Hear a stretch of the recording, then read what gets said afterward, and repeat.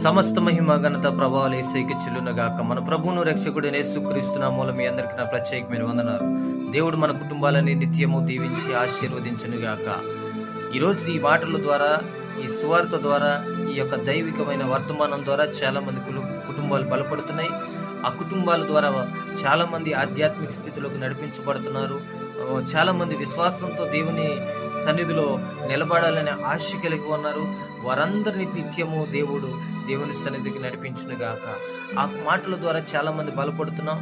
ఈ మాటలు మాకెంతో ఉపయోగకరంగా ఉన్నాయని చాలా మంది అన్యజనులు సాక్ష్యంగా చెప్పడం వింటున్నాం. దేవునికే మహిమ కలుగునుగాక.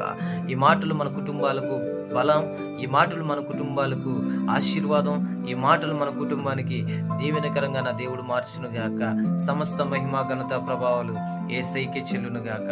హల్లెలూయా. చాలా దైవికమైన విషయాలు మనం నేర్చుకుంటున్నాం. ఈరోజు కూడా ఒక విషయాన్ని నేర్చుకుందాం, రండి చూద్దాం. చాలా అలవాట్లు మనం కలిగి ఉంటాం. ఆ అలవాట్లు మన కుటుంబాలకు కొన్ని ఆనందకరంగా మారితే కొన్ని శాపకరంగా మారుతున్నాయి. ఆ అలవాట్ల ద్వారా కొంత నష్టాన్ని కలిగి జీవిస్తాం.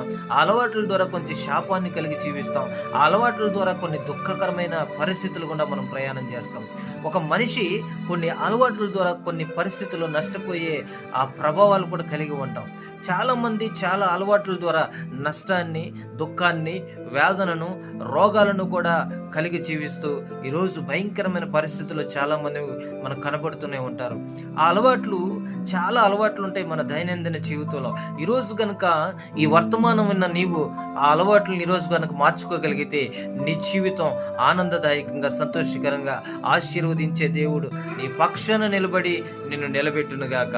రండి చూద్దాం ఆ వాక్యం ఏంటో.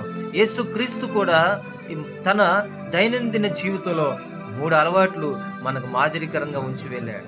ఆ అలవాట్లు కనుక మనం అలవాటు చేసుకోగలిగితే మన జీవితాలకు, ఆత్మీయ స్థితికి అది ఎంతో ఉపయోగకరంగా ఉండడానికి ఆ యేసయ్య మన జీవితానికి ఈ 3 అలవాట్లు ఒక మాదిరికరమైన మనం బ్రతుకు అవసరమైనవిగా ఆయన విడిచి వెళ్ళాడండి.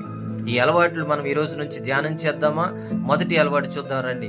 లూకాసు సువార్త 4:16 ఆయన పెరిగిన నజరేతుకు విశ్రాంతి దినమున వాడుక చప్పున వెళ్ళి సమాజ మందిరములో ఆ ధర్మశాస్త్ర గ్రంథాన్ని చదవడానికి ఆయన నిలిచి ఉన్నాడంట. ఈరోజు దేవుని మందిరానికి వాడుక చప్పున వెళ్ళి యేసయ్యగా మనకు కనబడుతున్నాడు. హల్లెలూయా.